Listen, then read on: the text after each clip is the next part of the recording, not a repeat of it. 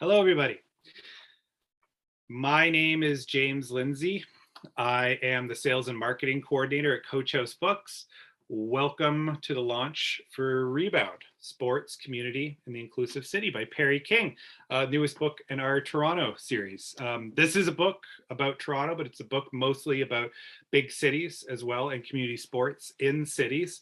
So of course, it's a book about basketball and baseball and hockey, but this is also a book about cricket and volleyball and ball hockey and all of the other sports that help connect us. And basically, unless you're just completely immobile, you probably take part in some way, one form or the other, if you live in a city. So yeah, this is great. I've been so excited for this book for a long time. It's here now. As someone who doesn't even really watch sports that much, this book spoke to me a lot because this is the kind of sports that I am probably more involved in.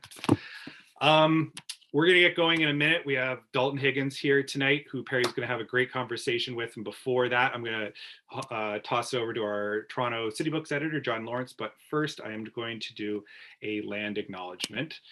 We are in Toronto, so I'll be doing ours. We acknowledge the land we are meeting on is the traditional territory of many nations, including the Mississaugas of the Credit, the Anishinaabe, the Chippewa, the Haudenosaunee, the Wendat peoples, and is now home to many diverse First Nations, Inuit, and Métis peoples. We also acknowledge that Toronto is covered by Treaty 13 with Mississaugas of the Credit. So before we start, I want to point out that at the bottom of your screen is a Q&A button.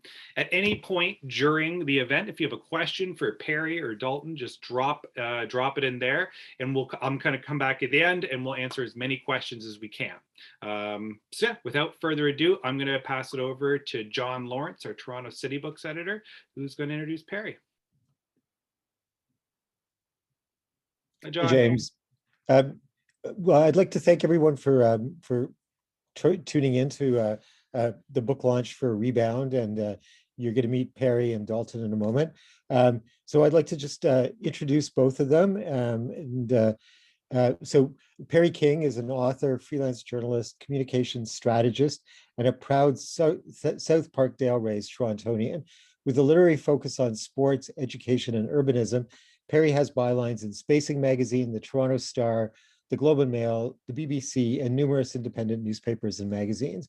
I'll just say that I met Perry through Spacing Magazine, where I'm a senior editor, and he approached one of our colleagues, Sean McAuliffe, with an idea about a book about Eastern commerce and the legendary basketball program that was at Eastern.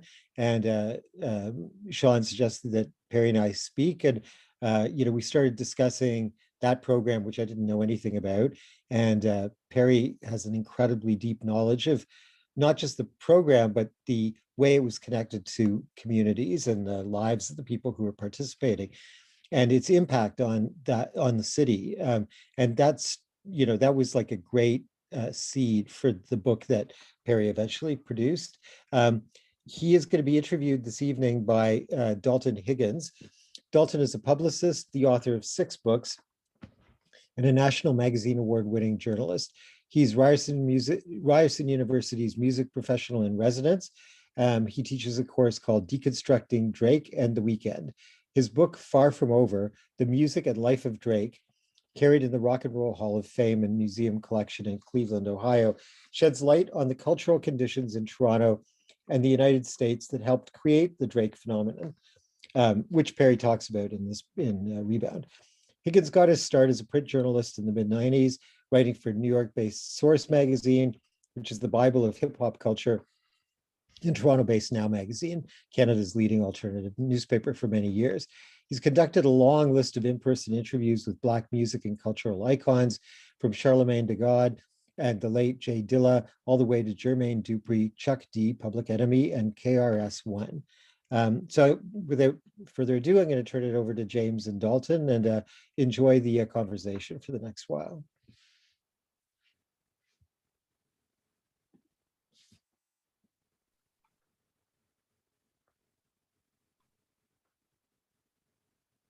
All right. Okay, well, listen, yeah, thanks for the intro, John. and James. That was awesome. So Perry, how are you doing? Hey, what's up? How you doing? Hey, I'm doing very well, doing very well. I mean, first of all, before we get into it, I want to, say big congratulations to you on the release of your first book of hopefully more to come. And the interesting thing, you are, very well respected journalist in Toronto. And before we get into the actual book, I actually can you sort of tell our viewers, listeners, a little bit more about your journalistic background? Like tell us about your first writing job and where your connection to sports comes from to begin with. Yeah, no, that's a great question. That's a great way to start this off because, a lot of the source material in Rebound is basically that work. And I was trying to at least honor it a little bit. So I started in grassroots community journalism. When I got out of journalism school, I was looking for a way to continue to build my portfolio, but I couldn't really afford to leave the city or relocate. So it just made more sense to, follow the high school programs and the amateur programs here. So I did a lot of that over many years.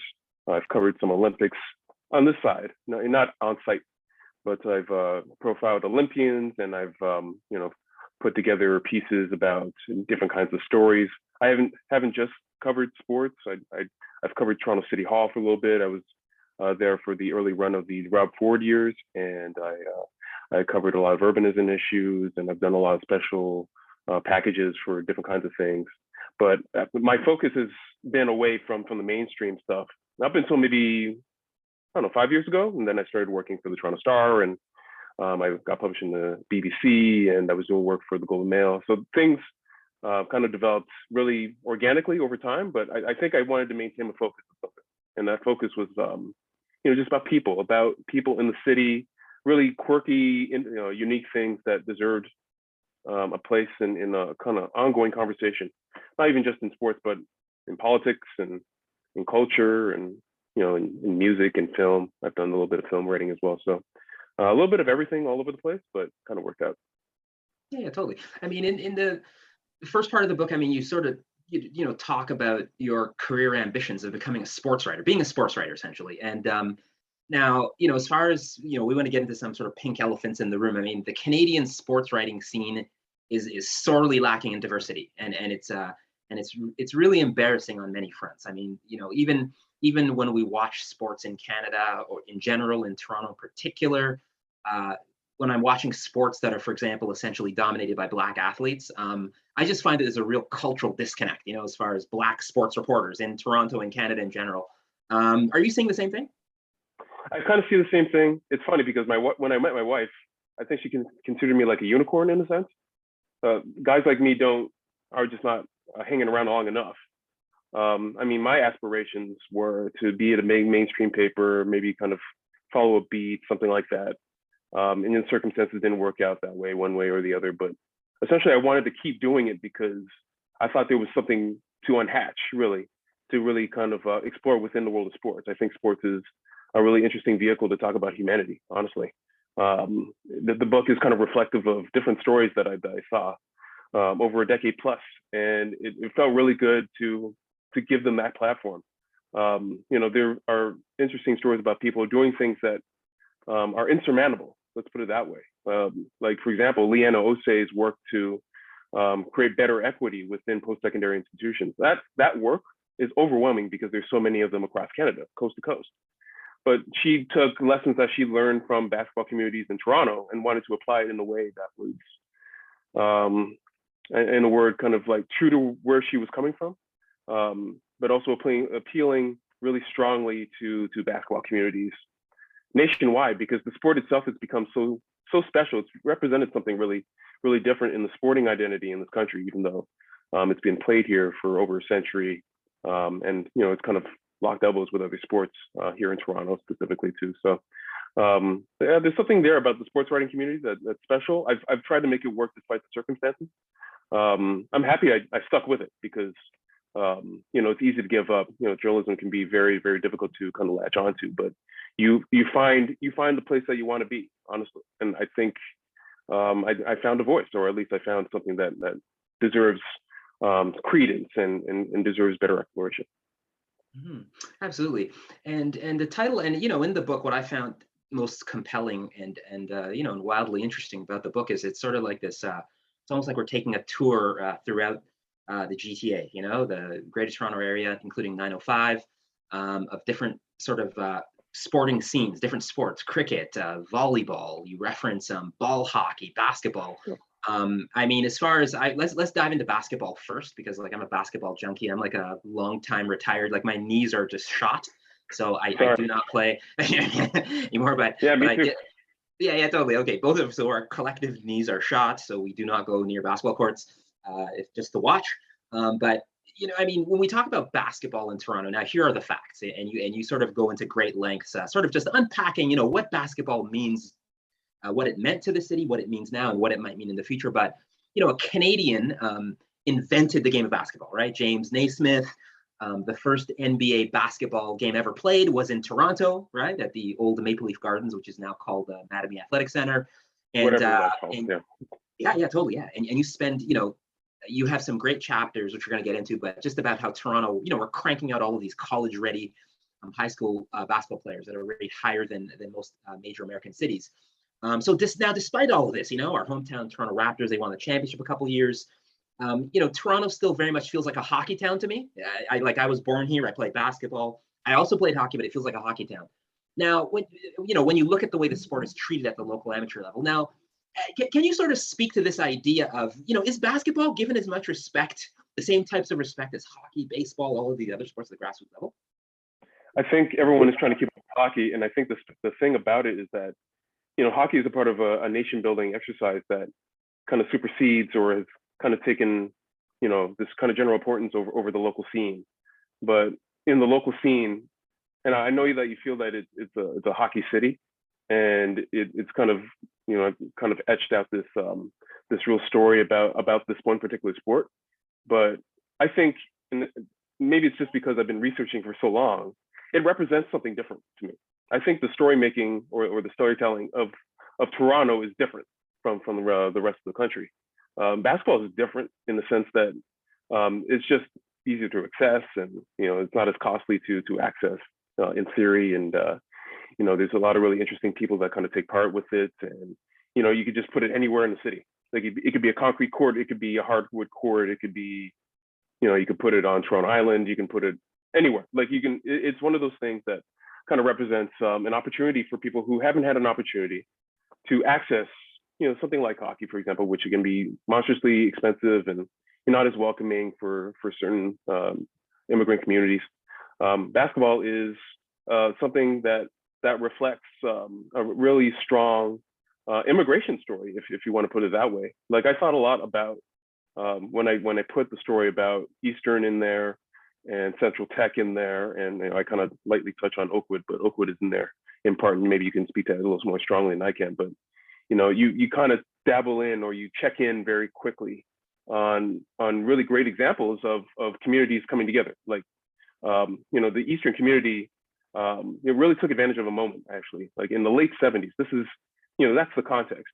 We're talking about administrators in Toronto schools looking to do something different, and they had all these Black kids in their school looking to get some structure, and it made sense just to implement some kind of program.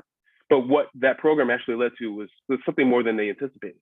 The educational component is a strong part of this, and it kind of pervades through time, and it pervades through context, even if the school itself is closed. But Eastern represents a really good early example, although there are really great examples across the city: Bathurst Heights, Runnymede, Oakwood to some extent, of communities focusing in exactly on what Black kids need, Black boys and girls actually need in terms of their own educational development and strength as they kind of learn about the world and learn about each other.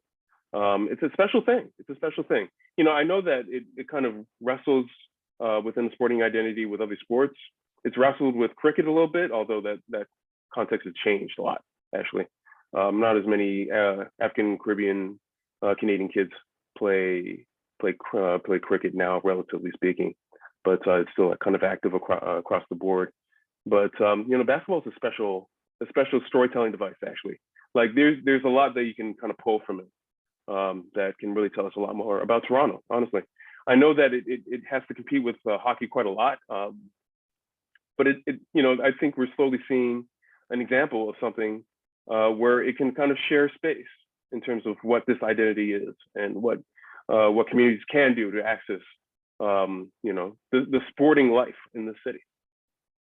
Right. And here's the interesting thing. You referenced when John introduced you, just this idea of the genesis of the book. It's, Eastern Commerce Collegiate Institute, right? It's a high school in our city, which you do some, great research and reporting on in the book. This high school in our city that, which closed down a few years ago, right?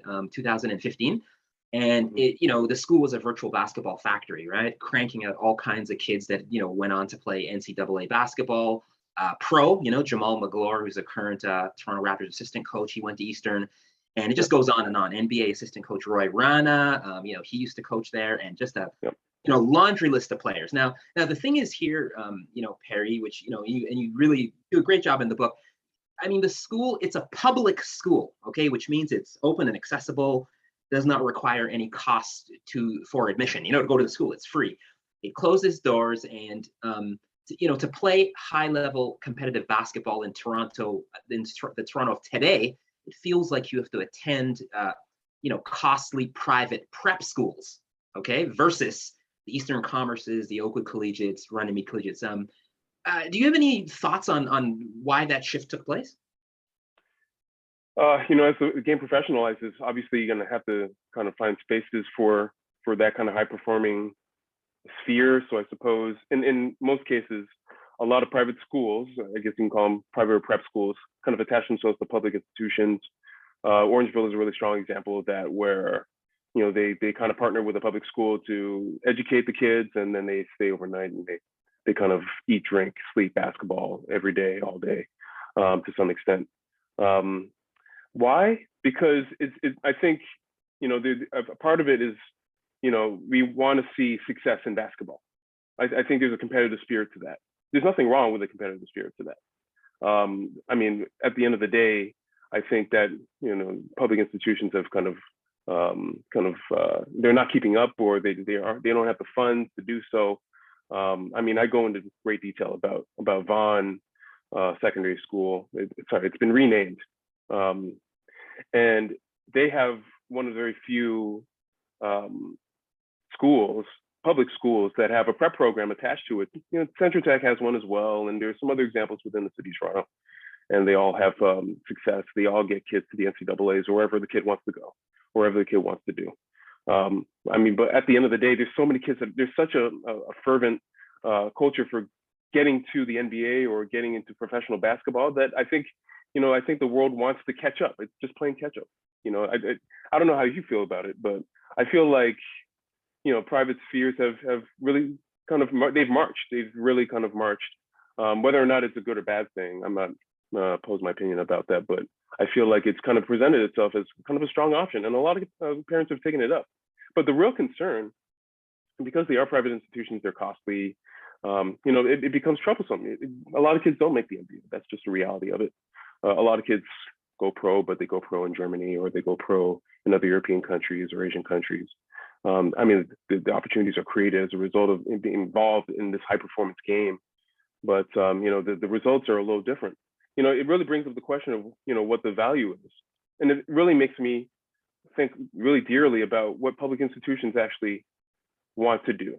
Do they want to provide opportunities for so many kids that are really talented but don't have the opportunities to access high performance sport? I think there's something to address there. Maybe over time we'll redress it in some way. Public institutions may open up funding. Alumni associations may give gifts to their old institutions to grow their prep programs. But at the moment we're kind of in a place where we have to understand that this game is professionalizing. And as we refine this out and figure out that a lot of people want to play, then I think public institutions will find a role. They'll find a place to make it work, I suppose. I mean, what do you think? Yeah. I mean, because you spent some good time in the book talking about, access, and economics, right? Which is a hugely important factor, variable, that plays a huge role in what sports we want to play out on the local level, amateur level. And I come from, because I went to Oakwood Collegiate. I played basketball for Oakwood, and it's a super amazing program.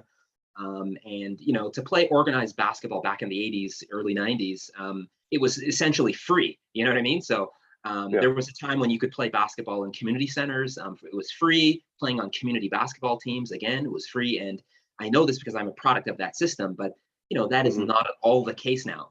If I want to go to a community center nearby me, North Toronto Community Center, like there are fees attached to everything now. So it's kind of like what happened in Toronto over the past number of years. You know what I mean? It's a phenomenon. You really think really dearly, not even just about these programs within these schools, but the schools themselves. And Eastern was just kind of a reflection of slow dwindling over time of funding and support. When Eastern closed, they only had 50 odd kids.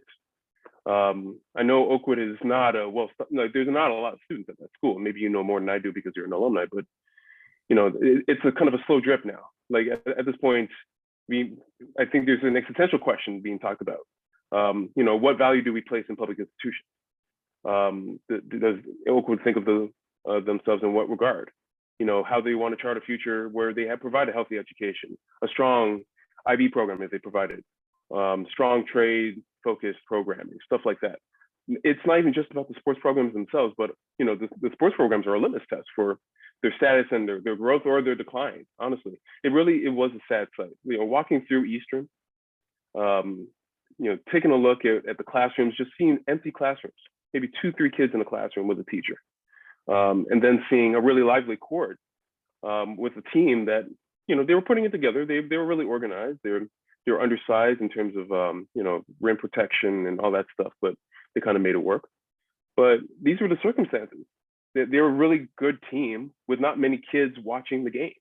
I mean, I thought the entire point of having a public institution was to make these opportunities available for so many kids, not even just in terms of training up in the program or developing into a high performance athlete, but engaging in the community, engaging in a community where we don't see the grade 10s if you're in grade 9 all that often. That would be the place to do it.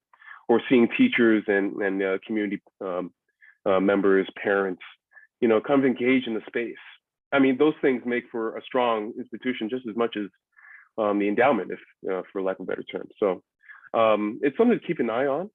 I know that over time there have been some sad examples of schools closing, and it breaks my heart actually seeing that trajectory. I think a lot about Von Road Academy, and I think specifically about Drake wearing that sweater during that ad, and I wondered, okay, nice of you to do so. I know you went there for high school and stuff, but okay, so what else? Like, is there more support beyond just kind of a cultural sphere for making sure these institutions have value for their students, for the teachers, for the parents that are in the community?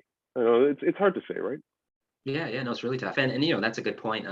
Drake attended Von Road Academy, which is nearby where I live, and that school shuttered its doors as well, closed down, as did Eastern Commerce, which has cranked out a bunch of A-list basketball and other sports professionals that are doing quite well for themselves, and it just goes on and on. I know Oakwood Collegiate, which is responsible for just so much influence in the worlds of arts, culture. Like the guy who founded Yuck Yucks, he's from Oakwood. Shoppers Drug Mart, the proprietor there, the founders from Oakwood, and all these, like editor at Toronto Life magazine is from Oakwood. It's far reaching, But as far, now here's the thing. I mean, one thing I really do, enjoy about the book, and I think of most Torontonians that have a sense of civic pride or want to better understand their city will appreciate about your book is we like to sort of tout our multiculturalism. Like Toronto is the most multicultural city on the planet, right? That's a hard fact. And I think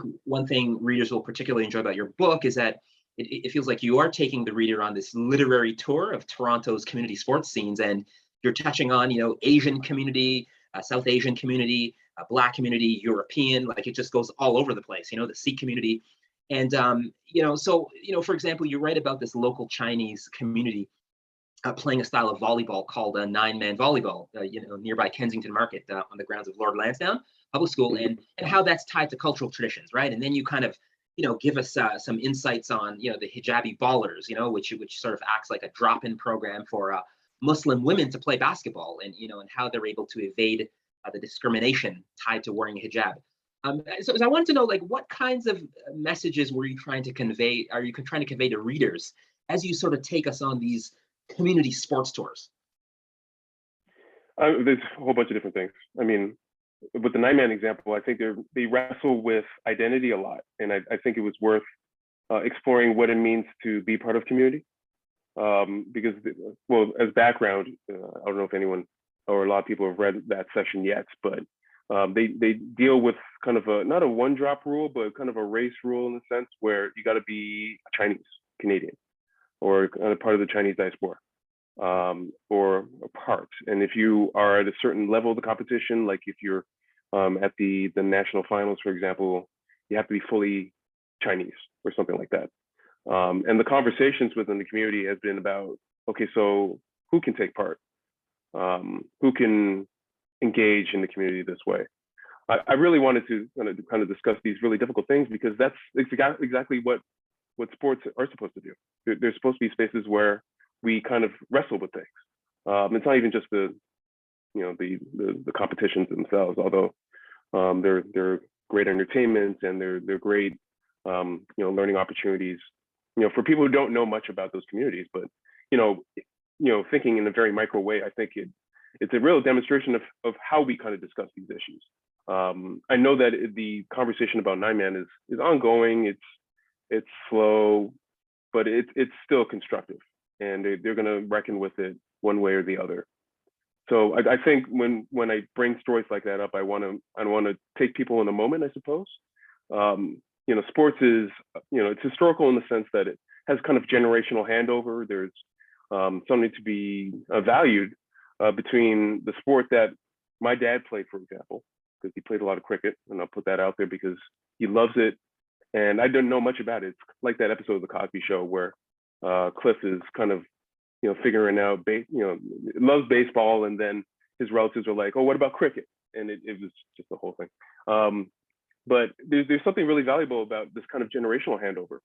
And when you have this handover moment, you're talking about, discussing identity and discussing very difficult issues in some kind of way.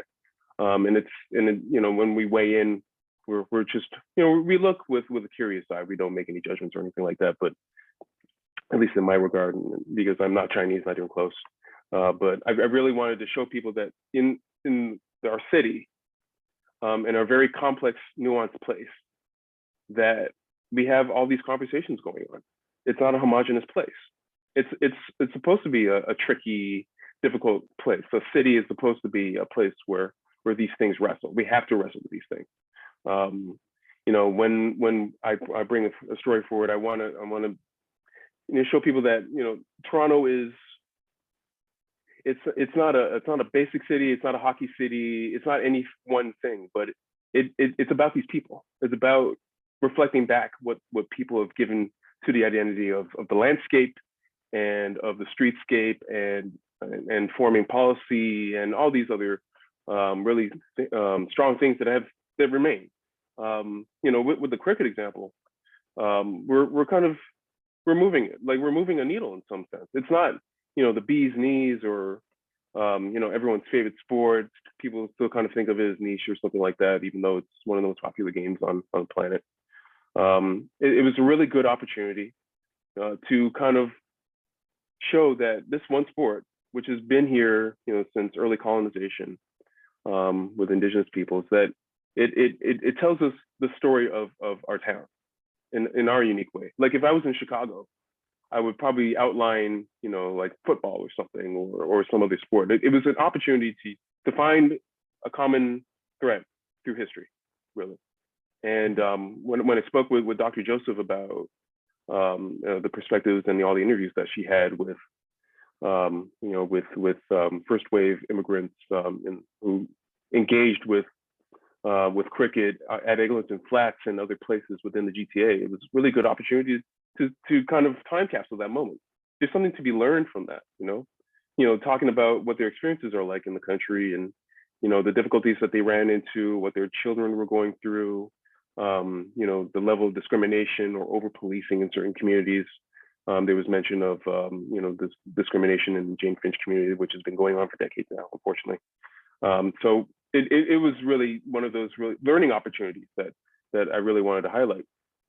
And when I put all these things in one place, it was hard to do every kind of story. There were way more stories that hit the cutting room floor.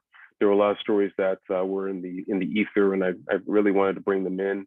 But I think I wanted to bring forward a book like this because it was a starting point, at least in terms of engaging with sport this way, or at least in our own context, or in our own city.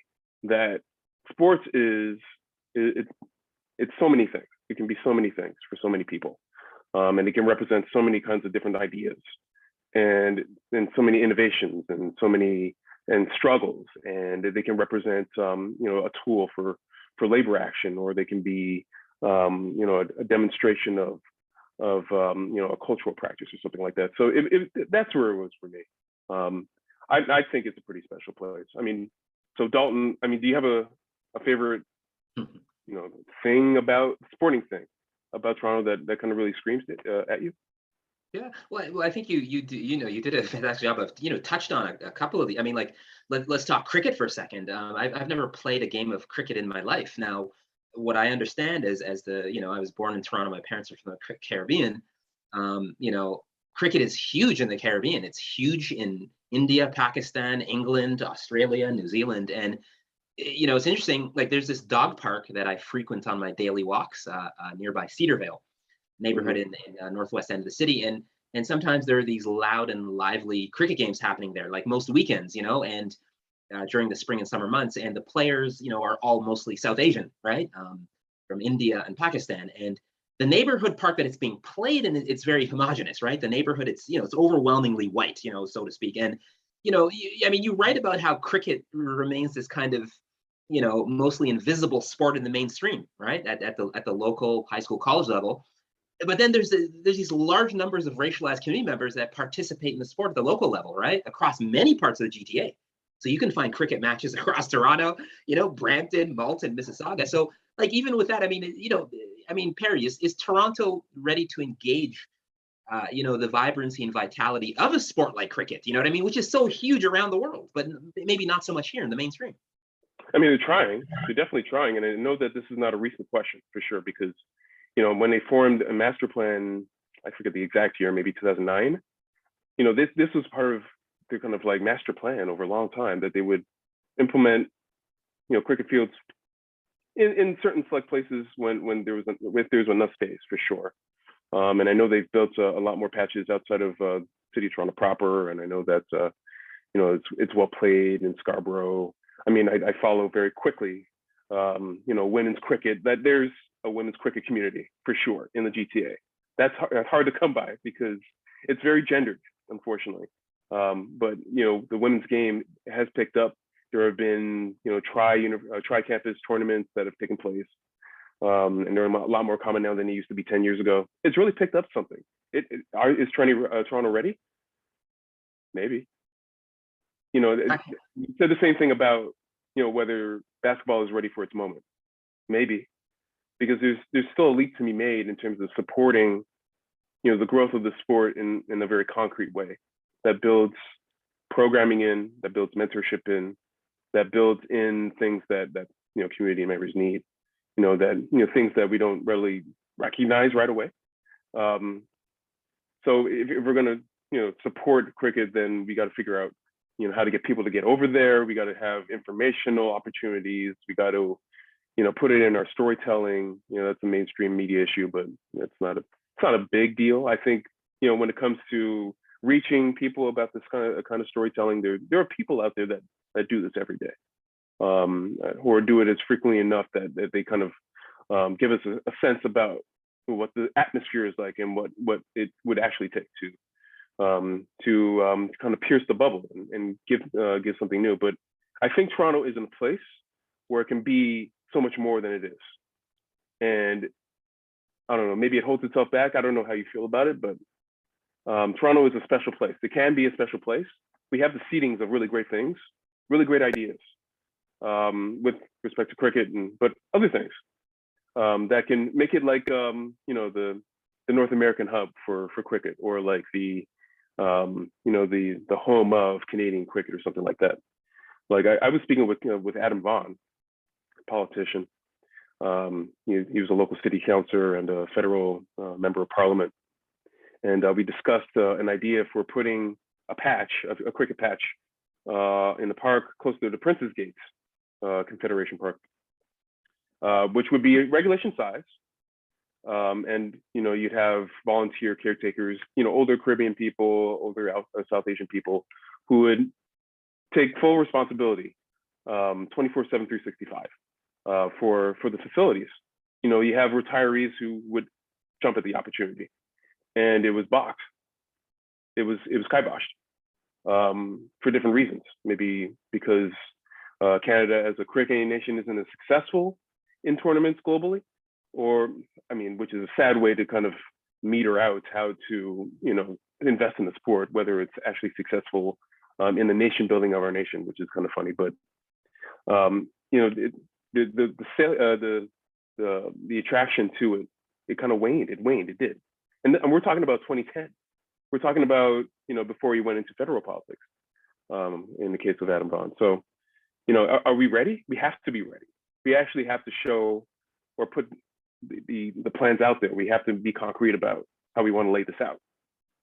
Especially if our sporting future becomes strange and another sport comes on the horizon that we didn't expect, like rugby league. I end out the book talking about the Toronto Wolfpack and the culture of rugby in the city. It's kind of like cricket in the sense that it's been here for a while and it's played in certain spheres. I name a few clubs, and we have the Wolfpack representing something that is completely different on the landscape.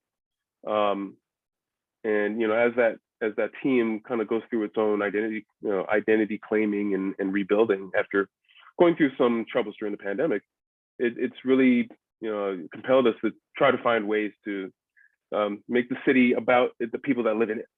And maybe that's the thing that is the common theme here. Whether it's basketball, cricket, or some other sport, it's about what the white city at large, or like the mainstream or the conventional is willing to bring into the fold, and whether they choose to.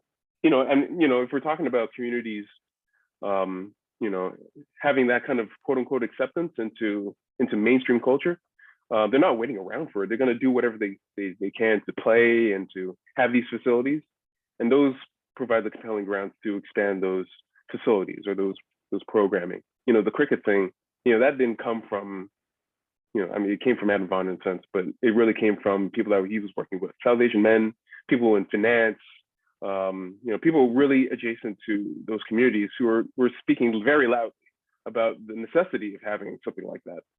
And it didn't work out for those circumstances, but now we're in a moment where, okay, so basketball is great. Basketball has all these people playing. Delano Banton is the first draftee from Toronto for the Raptors, and we have basketball courts that are shipshod. I talked with Shane Sterling for this book, and I think he rightfully described how we like to lord it. We like to put it out there as a great device for telling the story of the city, but then the courts suck. There's open storm grates where you could twist your ankle, and non-regulation size courts all over the place, whether they're indoor in school courts, which are undersized, grossly undersized, or if they're outdoors and you have to pay a fee in order to access it. It becomes kind of a tricky time. Is Toronto ready? They have to be ready. We can push the needle here, because it's going to require our community to, or whatever community requires, whether it's Black or South Asian or Indigenous or some other community, making a compelling case for the growth of a really popular thing and finding a way to make it fold into the landscape in a way that kind of adds to the livability of a landscape. This is the city building we're talking about here, so. Yeah, totally. And it sort of begs the question, like what's happening at City Hall, because you're somebody who's quite adept and, well versed, as far as politics, you know what I mean? And those worlds are inextricably linked in my view, in my mind. When we talk about race, class, inclusion, class issues and politics, it's all political. And that, you're referencing that, you have this, not too many spoiler alerts, with this interview, but people need to go grab the book. But there are a lot of interesting factoids, tied to, hard data, tied to, what's being supported in the city. And if you look at the hard data, you'll see that, at the local level, basketball is not supported at all, and people need to pick up your book to find out a little bit more about that. But there aren't any regulation-sized basketball courts in Toronto, as far as open community centers, none, zero. Despite the fact that Delano Banton is, from Rexdale and he's on the Raptors and we're cranking out all these high-level basketball players. So, what's your view on that? I mean, you had even, former Mayor David Miller contribute something on the cover bill, is at City Hall. What is there some kind of a disconnect at City Hall and these community sports scenes that you so capably document in the book? I think city governments, they have a hard time wrestling with these issues because they have so many different kinds of decisions to make. I mean, the city of Toronto, for example, is cash strapped. They somehow find a way to balance the books, but year to year they have a hard time doing so. Even though they have all these great ideas and master plans in place and aspirational ideas. Like, I think a lot about the rail deck park that Mayor John Tory talked about, which is not much of an idea now. It's, pretty much just, in the hands of, Canadian National Railway and condo companies and stuff like that. We have ideas, but we're not actually transforming that into something concrete for sure.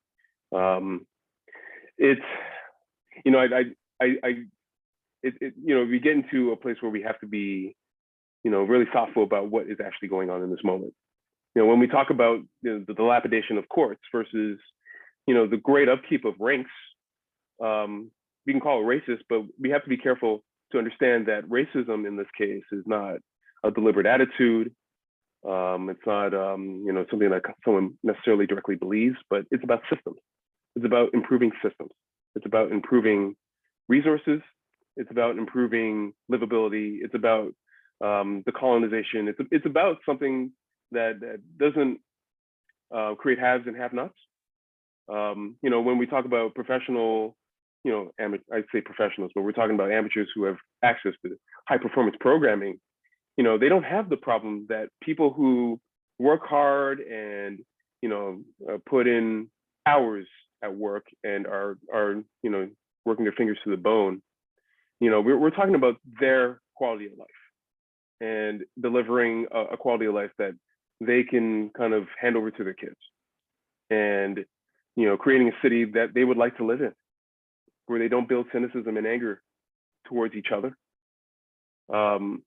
We want to be in a landscape where we want to discuss really complicated ideas, but we can't get there if we don't engage in the same spaces. We need to confront all the troublesome things in a thoughtful way. So if you can find a way to attack and confront the systems that are creating this have and have not situation, then I think we do live in a city where sports is going to thrive, whatever the sport may be. Basketball can be a special thing, but we actually have to put the work in, and it requires so many different elements. Absolutely, yeah, that's great. And our conversation, it quite literally it's a tip of the iceberg, because you do touch on one of the strengths of the book. You all need to go buy it immediately. It's just I was a multi-sport athlete, so I played volleyball in high school. I ran track. I played football, soccer. I played basketball. I ran track in university. Your book, you go into ice hockey, which I played right up until grade 9 at a high level. The tale of Carl Subban, who was Jamaican immigrant who comes here, falls in love with the sport, and has 3 boys playing pro hockey. Thai boxing, rugby. You really you do a great job of sort of covering wide breadth of sports that are happening at the local level. And it's just I gotta really that's kind of it's kind of like there's one thing to be a multi-sport athlete and then a multi-sport reporter, because you really tell some great stories, great human interest stories in here, Yeah, that's just a reflection of journalists coming out of school and being asked to be generalists. You know, because I've covered a gamut of different things. So it's really just about being versatile and curious. I've always been curious about the city, and you know, by function, I've become so curious about cities themselves. They're special places. They form. They're kind of a direct byproduct of ideas of someone, you know, of kind of like macro ideas, but really it's a reflection of communities, you know, putting something together that is unique to that corner of the world. There's this a really interesting human machination. You know, I just want to really reflect what we actually are. We kind of lose that sometimes because we kind of hear about people wanting to leave the city or go somewhere else because it was too expensive. I don't want to live in a city that's too expensive. I want to live in a city that's accessible and engaging. You know, I want to be able to get around town in an easy way. I want to be able to, you know, access things that I wouldn't readily have, you know, in general. Like I'm also a multi-sport guy too. Like I played a lot of baseball and, you know, I played a little bit of basketball. I was terrible. It's more of a small forward, power forward kind of guy. But, you know, that's all just kind of a reflection of my interests. And, you know, I really do hope people kind of pick up the book. It's a special exercise in understanding the world at large, really. Hey guys, how's it going? Yeah. James, hey. Thank you for that amazing conversation. I just want to remind people that in the audience that if you have any questions for Perry or Dalton, please drop them in the Q&A at the bottom. We'll try to get to all of them. Tally, our great tech person tonight, will drop a link to buy the book in the chat if you're interested in checking it out there. I have a question to kick us off, actually, if that's okay. Yeah. Perry, you did a great job talking about pointing out how shoddy the Toronto basketball courts can be. But of course, Toronto is developing pretty fast, and the GTA, the surrounding area, is developing even faster in some ways. I was wondering if there are any areas you saw in your research that they are developing new facilities, courts or otherwise, or if you even saw places that it had the potential for where they could make good decisions for building new athletic facilities. The potential is there. It's hard to find really good examples of built form because it is still a city. It's a dense place. But like if we look to things like the Parkdale Land Trust, sorry, I got to talk about Parkdale a little bit. But if we're talking about organizations that are taking charge of the land in their neighborhoods, specifically for housing, but if we get to a place where we have a robust portfolio within land trusts, we can kind of expand our land usage and work with the city on really creative solutions. We can get really creative with this stuff. You know, there are parks littered throughout the city. There are hundreds of thousands, tens of thousands of green spaces in some senses. And, you know, if we are able to kind of tap into things that exist now, maybe take creative approaches to something like a land trust, then I think there's potential to you know, to develop maybe like an open patch of land. I'm just kind of waiting for the day that land is for sale, and these land trusts are given kind of free rein to come in and bid in an ethical way and provide services for marginalized communities. There's something there that or maybe like an opportunity there to be more versatile. You know, there are a lot of ratepayers associations across the city that are interested in making sure that there are different uses in their neighborhoods. Even though, you know, a lot of these ratepayer associations are really just kind of focusing on maintaining the status quo and making sure that there's stable, quiet communities. But we can't think in those regards anymore. We can't. Cities are changing way too quickly. Yeah. People are still coming here way too often. Waves of immigration continue to happen. We are still the place to go.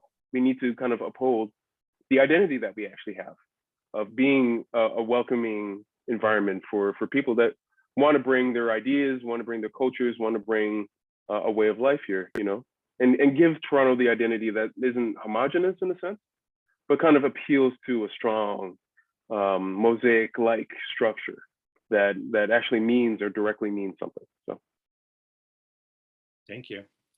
Next, we have a question from Wayne Reeves. He asks, where does soccer fit into this? Toronto FC gets all the media airtime, but community level soccer seems to offer a lot on the accessibility front. Is that something you can comment on?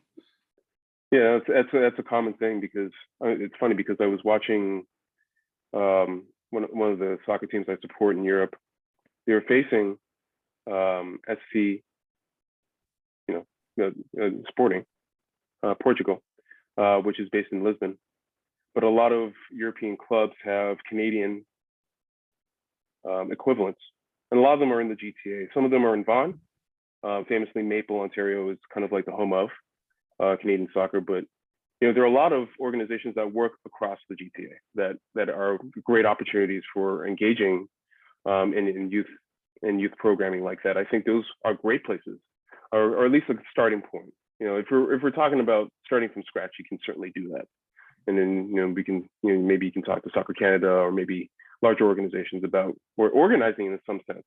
But like if there's nothing that exists, or if there's a lacking in any kind of sense in terms of building out this kind of programming, then it's going to have to come from parents and has to come from educators and coaches, and it requires a collective effort, because none of the stuff is done without collective action.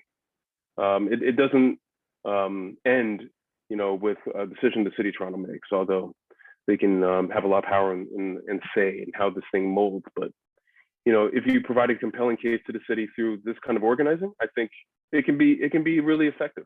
It can really effective. There could be obstacles in the way. It could take a long time. It could be very expensive. So it requires a little bit of patience, but those groups need to be supported. An organization like SC Toronto, or like Barcelona, I know they have an academy here, and Real Madrid as well. Like there's great examples locally that we can kind of tap into. There are fan groups here. Like there's great infrastructures that reflect where the world is right now, that people just have to raise their hand. I think it really just kind of begins with that. And it goes with a continuing engagement with with the issue at hand.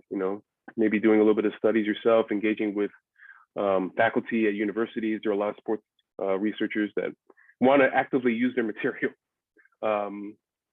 to deliver some kind of solution, or deliver some kind of revelation that helps us get to a solution that creates a better circumstance in terms of accessibility, in terms of involvement, in terms of other kind of challenging things. Like it scares me how the participation report card gave us close to a failing grade last year. I haven't checked it in 2021, but we're in a circumstance in a kind of a complacency crisis that we have to compel ourselves to act. We have to get off the couch, in a sense. And if we're not active, then it's not going to happen for us. Yeah, and yeah, totally. The soccer piece too, I think, just briefly, but it's there. But there is a huge disconnect as far as the national soccer scene, the local soccer, because like our men's national team program, for example, are failed quite miserably. Like we can't even qualify for the World Cup, every 4. Like that's really weird in a city that, again, it's the most multicultural. Toronto, Canada's home to Toronto, the most multicultural city on the planet, and there are all these resources and large community, like Italian communities that fare well at the World Cup. We have those communities here, and it's just weird at the national level. Our team is just not good and hasn't been for decades. So that there's a disconnect. There's a huge disconnect. It's huge. All you have to do is, sorry, go on, Perry. I was going to say, all I have to do is be here for the World Cup in Toronto to actually experience what it's like neighborhood to neighborhood, to understand the popularity of soccer here. Sorry, go on. Yes. Talk about your learning moments. Like we have an opportunity we continue to have these, especially when we've had Olympic bids, at least a couple, and we had a Pan Am Games very recently, where we can kind of demonstrate how we can kind of engage in communities again and deliver sports resources for different age groups and stuff like that. Like Toronto is that place. It's a testing ground. I don't want to say it in that sense. We're not mice, but we're in a city that can try some things, that we can kind of explore these ideas. We're a wealthy place. We can bookmark some money. We can set it aside. We can give, we can provide plans for different age groups to engage with the city, even in very basic ways, Here's an interesting question from Natalie. How do cities like Toronto cater to elderly people, in your opinion? Senior athletes or active older folks are sometimes overlooked. Do other cities or countries offer an example? Well, I know that there's senior games. They exist in the city of Toronto. So, that's just, we're talking about the cream of the crop of seniors, age 55 and older, kind of engaging in different kind of games there. Pickleball is kind of a common one. and funny enough, pickleball is extremely common. Like it's being set up. I gotta wait. It's not, Okay, I gotta know what's pickleball. I gotta stop. I gotta know what pickleball is. I can tell you the guess, but it's basically a combination of badminton and paddles with ping pong paddles. So it's kind of a moderately sized tennis court, and they're just kind of engaging in this really cool, low impact game that is accessible to a lot of elderly people. And the games are being accessed by a lot of people need to know that exists, for example. But if we're talking about getting elderly people outside of the house, I think we need public space. Ultimately, this is about park space. This is about making bike lanes safe and expansive in the city of Toronto specifically, but in every locale. I think that's a really universal thing. And supporting things that will support elderly people, like nutrition programs and education. Mentorship programs are really good for this, actually, because it pairs people up from different kind of idea backgrounds, and they kind of engage in different materials and they play a sport. I wish more of those existed within the city of Toronto. But there are opportunities there. I think we need to kind of pick out what works. I wish I did more exploration for elderly people. I think the population of the city is getting older every so often. Like, we need to start thinking creatively for every age group, for sure. I know we spend so much time talking about youth sports and how kids have been sedentary throughout the pandemic, and those things can be exceptionally difficult, and it can be even more difficult. They magnify even more for elderly people. So I would hope that there's some leadership there. We can even look to. I would hope long-term care homes would take this on in some kind of way, an active program, but I don't know if they're ready for that, because they have their own challenges, as we all know. It's well documented that they have their own challenges to address. So, if there's any basic thing to do, it's to, get volunteer, get into old care homes, for example, engage with elderly people, go for a walk. It doesn't even have to be a sport. It's just active living, just getting outside. I wish there was more parkland in the city to kind of, to relate to and to engage with, but we're working with what we have, and the city isn't, it's not all concrete. There's a lot of great park space in the city that's a great example to engage with. So I would hope that there will be some kind of creative approach there. Barry, thank you so much for tonight. Dalton, thank you so much. You were an incredible host. Thank you for your great questions. Thank you to John Lawrence for the introductions. The book, and thank you, I always forget, so thank you, Tally Verone, who's running the tech and the Zoom tonight. Thank you very much, Tally. Thank you, Tally. The book is Rebound, Sports, Community, the Inclusive City. The author is Perry King. I know what pickleball is now, and that's fantastic, because I wouldn't have otherwise. Thank you all so much for coming. Pick up a copy from us or at your local independent bookstore. If they don't have it, feel free to ask. Thank you all very much for coming. Thanks once again to Perry and Dalton. Have a good night, everybody. Thank you all. And very quickly, all of this came together over a span of time, and I give a lot of credence, and I thank all the staff at Coach House Books for being supportive of this really nuanced, complicated book. They were really, they engaged with the ideas really well, and they provided great feedback. They're great supportive people. So support independents like them. I think it makes for great storytelling in every regard. So I thank them very much. I'd like to also say, this book is a reflective of many stories with many subjects, many challenges. But I think all those stories deserve, the light of day. And I thank every subject for sharing that story. It requires courage, and it requires candor, and it requires all these things in order to make this story come to life. So I'd like to thank them very much. So I hope you guys pick the book up. I don't want to call it my magnum opus. I don't want to do that. It's too early to call it your magnum opus. I don't want to do that. But thank you so much. You're welcome, Barry. Thank you, everyone. Have a good night.